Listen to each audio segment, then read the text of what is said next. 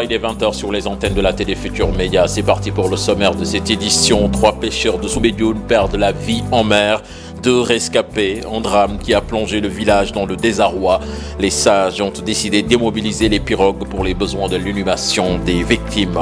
Affaire de la dame décédée à Kédougou, le procureur près le tribunal de grande instance de Kédougou parle d'homicide involontaire. Il indique dans un communiqué qu'il y a une négligence médicale, une incompétence notoire. Mamadou Badio Camara succède à Papoumar Sakho à la tête du Conseil constitutionnel. Il a été nommé par décret présidentiel. Son portrait à suivre dans ce 20h. Et puis CHAN 2023, les Lions y seront. Les protégés de Pape Thiaw ont décroché leur qualification en éliminant la Guinée au tir au but 5-4. C'était cet après-midi à Bamako. Voilà le sommaire de ce 20h. Tout de suite, le développement.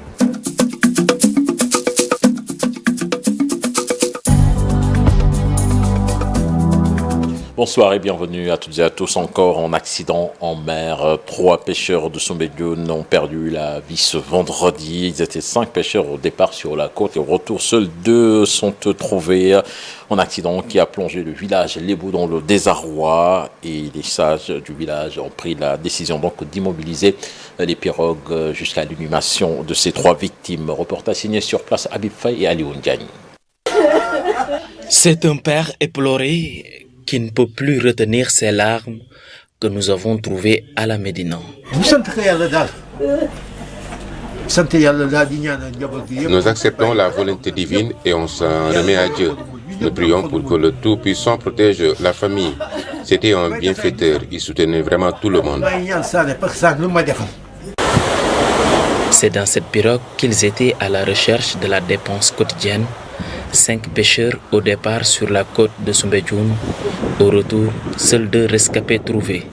Les autres ont péri en mer. Un accident qui plonge ces pêcheurs dans le désarroi. Les événements se sont produits juste à quelques mètres de l'île de Gorée.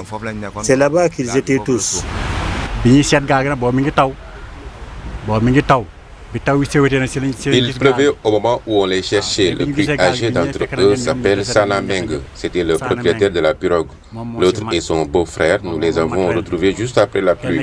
Ils étaient déjà tous décédés. Aucune pirogue ne part en mer jusqu'à l'inhumation des 3 corps. Une décision prise par les sages de ce littoral endeuillé. Nous avons toujours été solidaires ici à Soumbédioune. On peut parfois avoir des points de vue différents, mais quand ces genres de situations se présentent, il est obligatoire que nous soyons unis. Un réveil douloureux pour les pêcheurs de Soumbédioune. Le village Lébou en deuil invite les autorités à organiser les séances traditionnelles de sacrifice pour prévenir d'éventuelles pertes en vies humaines en mer. Affaire Doura Diallo, la dame décédée à Kédougou. Le procureur près le tribunal de grande instance de Kédougou parle d'homicide involontaire. Il a indiqué dans un communiqué qu'il y a une négligence médicale, une incompétence notoire. Synthèse du communiqué avec Mouloufal. L'affaire Doura Diallo, la femme décédée en couche avec son bébé dans des circonstances atroces, un décès qui continue de faire couler beaucoup d'encre, est désormais accentué par le communiqué du procureur de la République près le tribunal de grande instance de Kédougou. Le procureur est très explicite soulevant les faits déroulés le 30 août 2022. Le parquet mentionne que c'est aux environs de 22 heures qu'il a été informé qu'une patiente aurait perdu la vie au moment de son accouchement, ainsi que son bébé au district sanitaire de Kédougou. Selon les premiers éléments de l'enquête, il est précisé que la femme s'était rendue à 2 reprises au centre de santé pour des visites prénatales. La sage-femme trouvée sur place lui a signifié qu'elle n'était pas encore à terme et qu'elle pouvait revenir le lendemain. C'est ainsi que dans la journée du 30 août 2022, la nommée Doura Diallo a été admise au district sanitaire de Kédougou, au service de la maternité aux environs de 8 heures du matin, accompagnée de son époux Malik Sissé alias Mort. Un affleurement de la tête du bébé a été constaté par la matrone après consultation. Le gynécologue est ainsi appelé. Ce dernier arrive aux environs de 16 heures, s'est présenté à essayer d'accoucher la femme par voie basse jusqu'à faire sortir la tête, mais les épaules du bébé étant bloquées peinaient à sortir du fait du volume et ce contrairement à la volonté de son époux qui lui suppliait de faire une césarienne compte tenu de ses antécédents. C'est sans pitié, selon le communiqué, que les gynécos continuaient de manœuvrer sans même tenir compte de la fragilité du bébé. Devant l'irréparable, les gynécos procèdent à une intervention chirurgicale pour sortir le bébé, mais trop tard. Selon toujours le communiqué, les gynécos, l'anesthésiste ont décidé délibérément, sans même avertir le mari de la défunte, à une hystérectomie, c'est-à-dire une ablation totale de l'utérus. Les manœuvres du gynéco pour extraire le nouveau-né ont causé le décès du bébé. Et ces manœuvres ont également provoqué une rupture utérine qui a conduit immédiatement au décès de la mère suite à une hémorragie externe, et un arrêt cardiaque. Selon le rapport du médecin-chef du district sanitaire de Kédougou transmis au parquet le 31 août 2022, le parquet conclut à une négligence médicale, une incompétence notoire ainsi qu'un manquement manifeste aux règles élémentaires de la médecine. Eu égard à la gravité des faits qui ont engendré la mort tragique des 2 êtres humains innocents, une enquête est ouverte et confiée à la brigade de la gendarmerie de Kédougou contre Léonce Mbadfaï, Abdouaziz Djoum et Bakary Djebekhaté pour des faits d'homicide involontaire et complicité, faits prévus et punis par les articles 307, 45, 46 du Code pénal. Modou Fall, le gynécologue obstétricien Elhadji Mansour Diop fustige la campagne de dénigrement faite sur le personnel médical.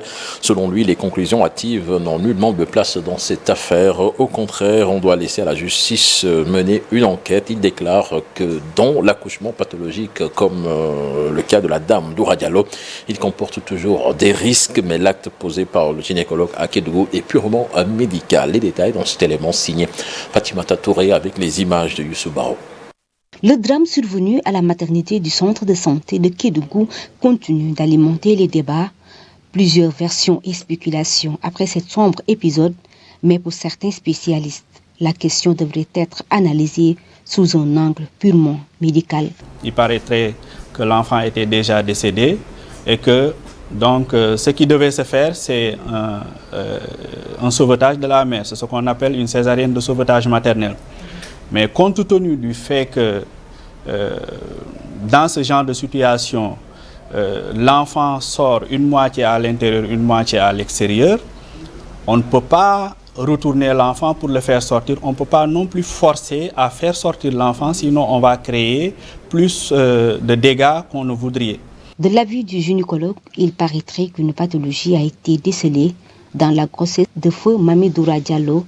Le bébé qu'elle portait avait largement dépassé son poids normal. Quand le poids du fœtus est excessif et que durant l'accouchement, que ça ne puisse pas passer. Et si les épaules sont enclavées à l'intérieur, le geste technique qu'il faut faire dans ce cas, c'est de faire une embryotomie, ensuite de faire la césarienne pour faire ressortir l'enfant.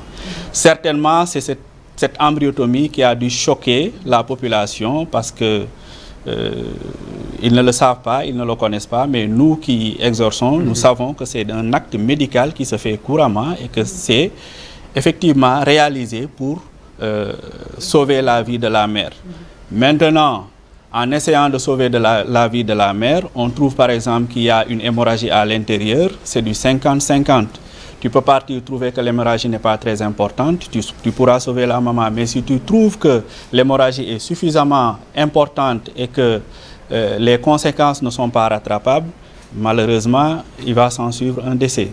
Cet événement malheureux à Kédougou vient s'ajouter aux autres drames notés ces derniers temps dans les structures de santé. Mais pour le docteur Elhadji Mansour Diop, les conclusions hâtives n'ont pas de place dans cette affaire. Au contraire, il faudrait laisser la justice faire son travail en toute impartialité. La présidence de l'amicale des femmes de Kédougou dénonce une erreur médicale de plus à l'origine de la mort de Doura Diallo et ses bébés. Selon elle, Doura Diallo vient allonger la longue liste de femmes ayant perdu la vie en la donnant. Astou Sakho pointe du doigt le niveau du plateau technique dans des structures de santé et le comportement de certains agents affectés dans cette région riche en ressources naturelles mais qui semble abandonnée par des autorités politiques. Elle est interrogée par Chérif Dia. On ne peut pas continuer à donner des vies en perdant des vies. On ne peut pas continuer. Tout ce qu'on demande aujourd'hui, c'est que la loi soit appliquée dans toute sa vigueur. Parce que là, on ne peut pas tout le temps être l'agneau du sacrifice. Ce n'est pas nouveau ce qui se passe, surtout dans les structures de santé. Ma propre maman, je vous dis, elle est décédée devant moi, même pas 1 heure de temps.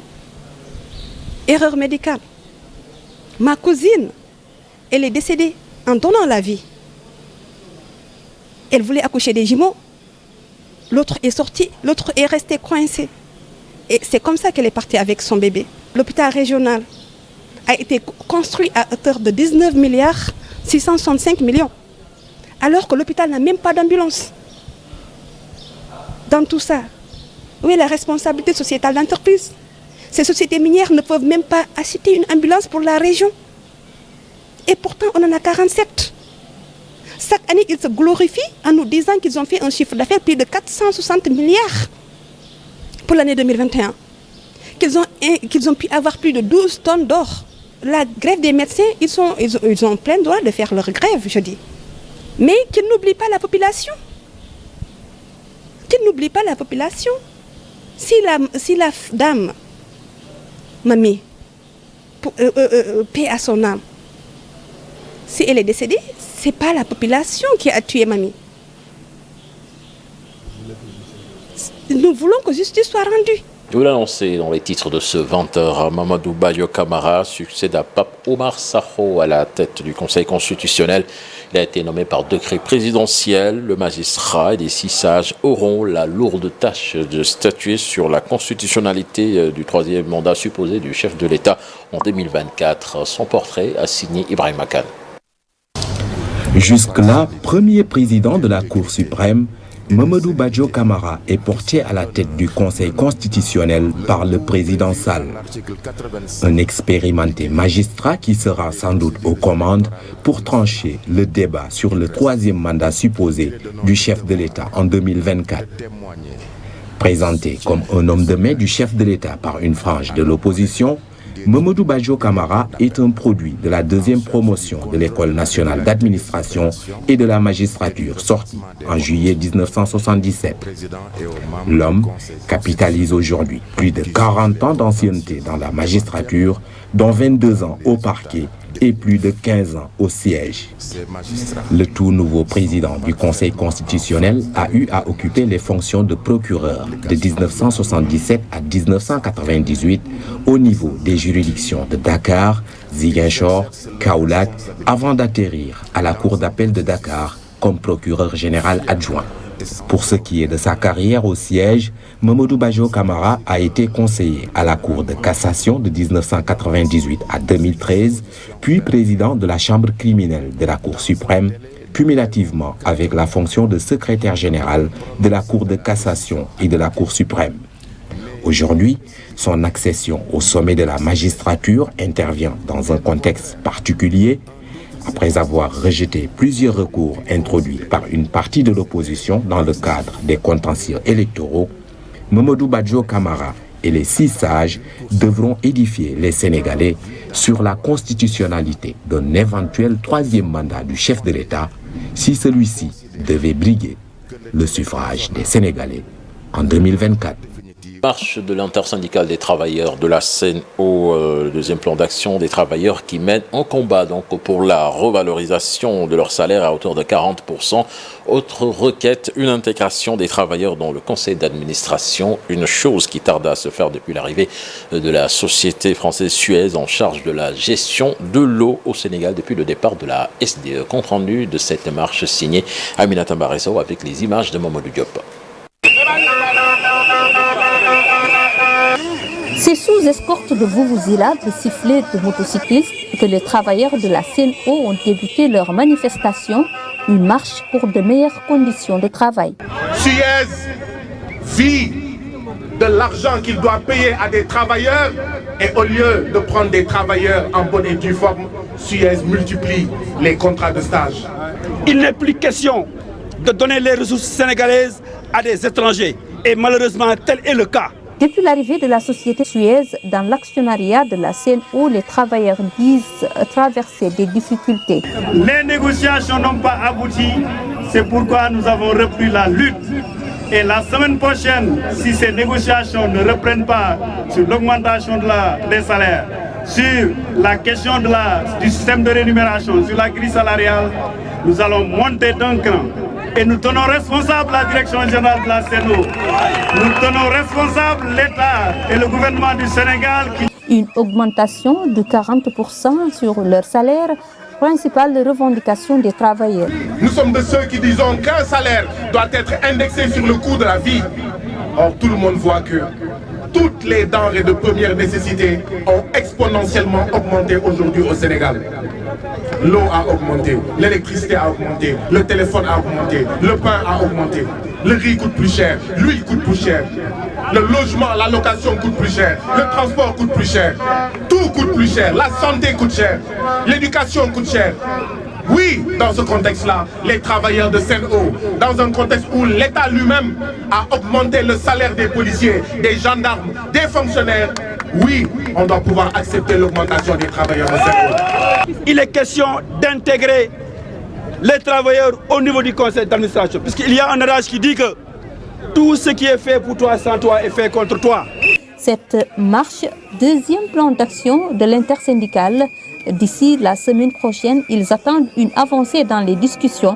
À défaut de cela, d'autres manifestations ou grèves seront organisées à la Sen'Eau.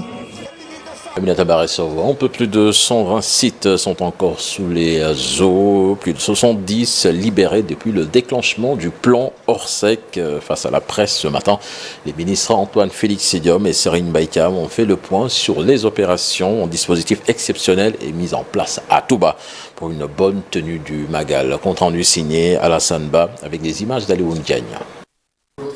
Cette rencontre avec la presse s'inscrit dans le cadre de la mise à la disposition des populations des informations sur les opérations qui sont en train d'être menées depuis le déclenchement du plan Orsec. À ce jour, 73 sites ont été libérés des eaux sur 194 concernés. Les 121 sont en cours de traitement. Ensuite, je voudrais également préciser que c'est dynamique. C'est pas statique, c'est dynamique. Ce chiffre, il va évoluer. On peut avoir des hausses et, disons, des diminutions en fonction des jours. Parce qu'il y a des sites qui sont endémiques. Ou bien c'est parce qu'il n'y a pas de déversoir ou d'exutoire, ou bien la remontée de la nappe phréatique fait l'effet qu'on connaît. Ça veut dire que même quand on pompe, l'eau, la nappe, elle affleure. 348 ménages sinistrés ont été appuyés, 4572 sites désinfectés. Pour Touba, l'État a mis en place un dispositif exceptionnel pour soulager les populations avant, pendant et après le Magal. Au niveau de Touba, il y a des zones qui n'ont pas, où il n'y a pas d'ouvrage d'assainissement d'eau pluviale, qui sont des bas-fonds, qui sont des zones sans exutoire. Pour ces zones, il y a le dispositif de pompage mobile de la Brigade nationale des sapeurs-pompiers pour intervenir en cas de pluie le jour du Magal ou la veille du Magal. Il est prévu de mettre quelques jours avant le Magal, par la direction de la prévention et de la gestion des inondations, 24 camions pompeurs. Maintenant, je pense quand même qu'il faut être clair et tenir le langage de la vérité. Si le jour du Magal, il y a des pluies, pendant la pluie, il y a de l'eau. Parce que le Magal se tient pendant l'hivernage. Le ministre de l'eau s'est prononcé sur la situation au niveau du fleuve Sénégal et celui de la Gambie. Il est constaté une hausse du niveau du plan d'eau sur celui de la Gambie, mais c'est sans danger. Les côtes d'alerte ne sont pas atteintes. Pour le fleuve Sénégal, l'onde de crue notée à Matam s'est déplacée vers Podor, Dagana et Richard Toll. Cependant, les côtes d'alerte ne sont pas atteintes. Ces services veillent au crin à Podor, qui est à 48 cm de la côte d'alerte. Pendant ce temps à Dakar, difficile pour certains de sortir sous la pluie pour rejoindre leur lieu de travail. Certains des citoyens rencontrés disent ne pas comprendre cette situation qui pourrait entraîner la perte d'emploi. Il invite les travailleurs à plus de responsabilités. C'est ce que vous allez voir dans ce reportage signé Moussa Mané et Diafaraba. Ils sont nombreux à rester chez eux, attendant que la pluie s'arrête pour rejoindre leur lieu de travail. Une attitude diversement appréciées par les populations. Ce ne sont pas des excuses qui sont acceptables, parce que dans la vie, quand on a des engagements, pour les honorer, il faut savoir s'organiser et mettre les moyens qu'il faut afin d'arriver à l'heure à son lieu de travail. Parce que cela permet, cela non seulement joue sur l'image de l'institution en question, mais aussi cela joue sur l'image de ta personne et des charges et des responsabilités qui pèsent sur la personne. Qu'il pleuve, qu'il neige, qu'il tombe des braises, mais il faut les respecter. Ça, c'est mon point de vue en tout cas. Parce que c'est une situation qui est déplorable. Beaucoup de gens peuvent dépendre parfois de ce travail et tout le monde n'a pas les mêmes moyens. Je pense que tout travailleur doit respecter ses engagements. Rester à la maison, profiter du beau temps qu'offre le climat et le choix de plusieurs travailleurs. Pour ce monsieur, certains le font pour éviter les accidents de travail. Il y a beaucoup de risques à aller travailler quand il pleut. Il y a le problème d'électricité, les caniveaux, tout cela peut être la cause de beaucoup d'accidents. Je pense que c'est ce qui justifie le choix de certaines personnes. Seulement, cela pourrait causer le licenciement de plusieurs employés dans certaines entreprises. Manque de considération envers ton employeur, manque de respect, vous voyez, voilà, manque de motivation. Il peut souligner ces éléments-là. Donc, selon moi, il faut tout faire pour respecter ses engagements, être à l'heure, travailler comme il le faut, et à la fin du mois percevoir son salaire, et être content et conscient que tu as mené un travail digne de ce nom. La pluie est une des raisons qui pousse beaucoup de Dakarois à ne pas aller au travail. Il reste à savoir si des mesures seront prises.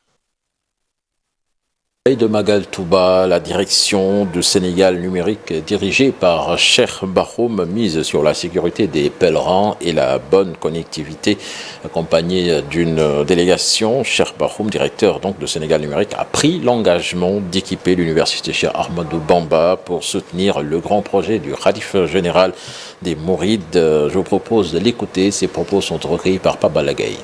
Sénégal numérique a pu faire des travaux au nom du chef de l'État ici dans la ville sainte, d'abord sur la sécurisation de la ville où nous appuyons les forces de défense et de sécurité comme vous l'avez certainement aperçu à travers la ville. Nous avons déployé un certain nombre de caméras pour vraiment veiller à la sécurisation de Touba, mais également nous sommes intervenus dans le domaine de la connectivité comme chaque année.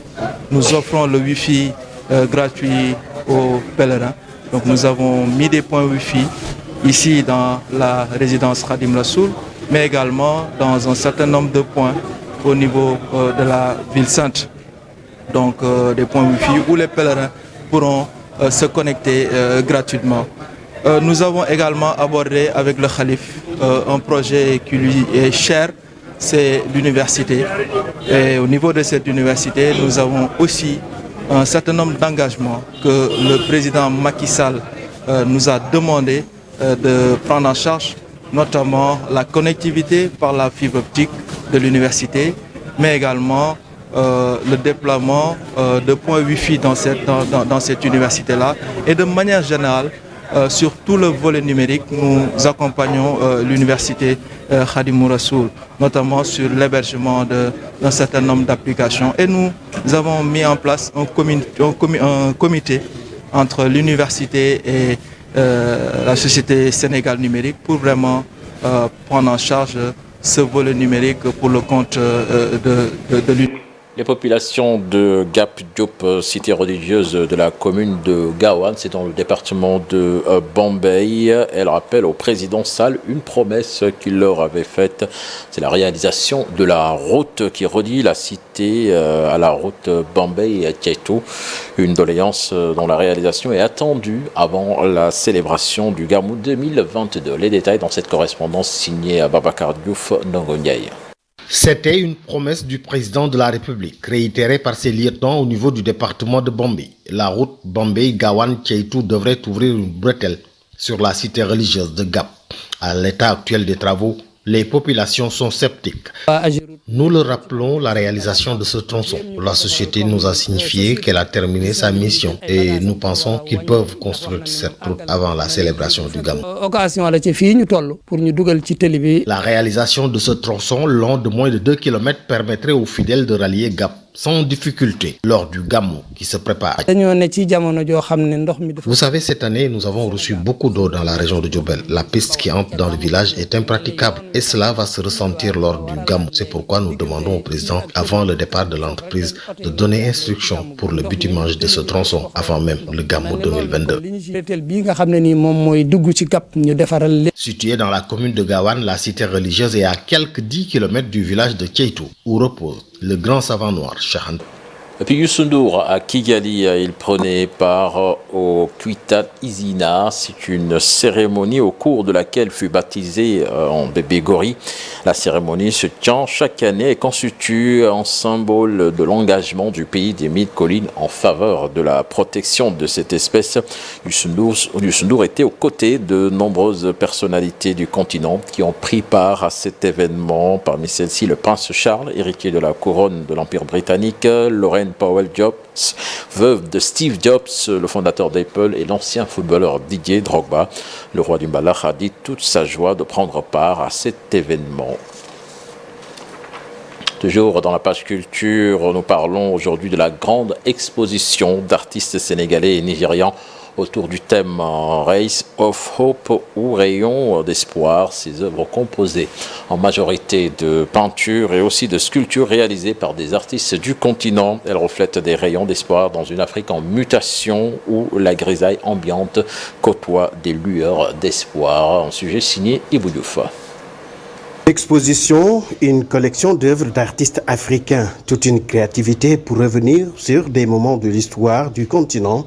Une Afrique debout. Bon, le message, c'est de donner goût, de donner espoir, apporter du bonheur à quelqu'un quelque part, parce que depuis quelques années, le monde a subi beaucoup de transformations, la pandémie, des situations économiques un peu défavorables.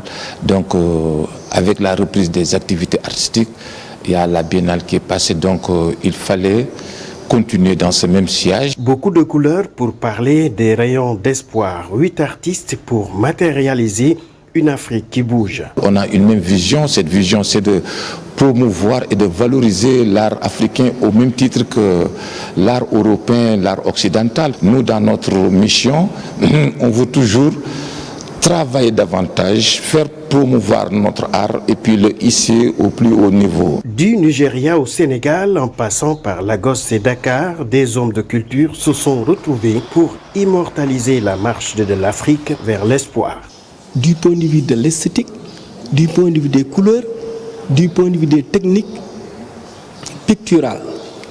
Et si Morphée a beaucoup travaillé sur le confinement, pour appeler ça le monde en mouvement, il dégage des lueurs d'espoir dans cette tragédie pandémique que le monde a subie. Rays of Hope ou Rayons d'espoir est une exposition riche d'une quarantaine d'œuvres d'art, fruit de la créativité d'artistes sénégalais et nigérians pour peindre une Afrique en mouvement.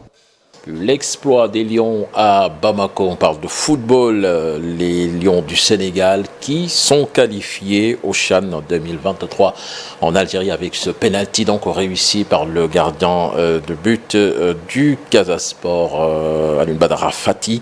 Les protégés de Pape Thiaw donc ont décroché leur qualification en éliminant la Guinée. C'était à Bamako, score final 1-0 pour les Guinéens qui avaient perdu à l'aller sur le même score. Donc c'est au tir au but que le Sénégal a battu le Sili national, 5 tirs au but à 4. Donc bravo aux protégés de Pape Thiaw, le Sénégal donc qui va jouer cette compétition pour la deuxième fois de son histoire. Nous parlons basket à présent avec la demi-finale retour des playoffs basket, le match retour Saint-Louis Basket Club et Ville de Dakar qui a été arrêté définitivement à quelques secondes de la fin du quatrième quart-temps. Les supporters ont jeté des pierres, des jets d'eau et d'huile sur le parquet, une attitude déplorée par les deux équipes. C'est une idiote. Battu à Dakar par l'AC Ville de Dakar 60-40, le Saint-Louis Basket Club devait gagner à domicile pour espérer décrocher une troisième rencontre. Mais les Saint-Louisiens n'ont pas réussi à prendre le revanche au stadium Joseph Gaye de Saint-Louis. Elles ont perdu dans un match très heurté, émaillé par des incidents. Légèrement devant durant les deux premiers quarts-temps, 11-10 et 23-22 à la mi-temps, les Saint-Louisiennes ont vu leur élan brisé par les nombreux arrêts observés par les arbitres. L'ASC Ville de Dakar va se ressaisir pour remporter le troisième quart-temps, 31-34, mais durant le dernier quart-temps, les esprits s'échauffent des deux côtés et le trio arbitral Kessois est obligé une fois encore d'arrêter la partie.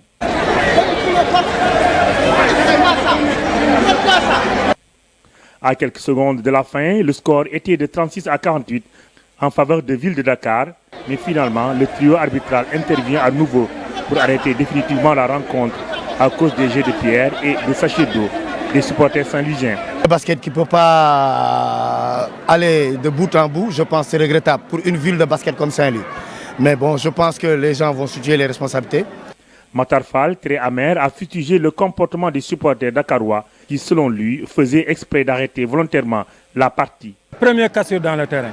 Et les coachs de Dakar ont l'habitude, à Saint-Louis, quand on les mène, ils essaient de casser le rythme en parlant avec la table ou bien de lancer quelque chose sur le terrain. Le Saint-Louis Basket Club s'arrête ainsi en demi-finale play-off comme en Coupe du Sénégal. En attendant, les responsables de l'équipe saint-louisienne attendent la décision finale de la Fédération sénégalaise de basket. Merci à vous, Seynou Diop. C'était le dernier élément de ce 20h. Dans quelques instants, vous avez rendez-vous avec Binta Diallo qui reçoit Biram Sen, directeur de la DGE, pour la deuxième partie de Soir d'Info.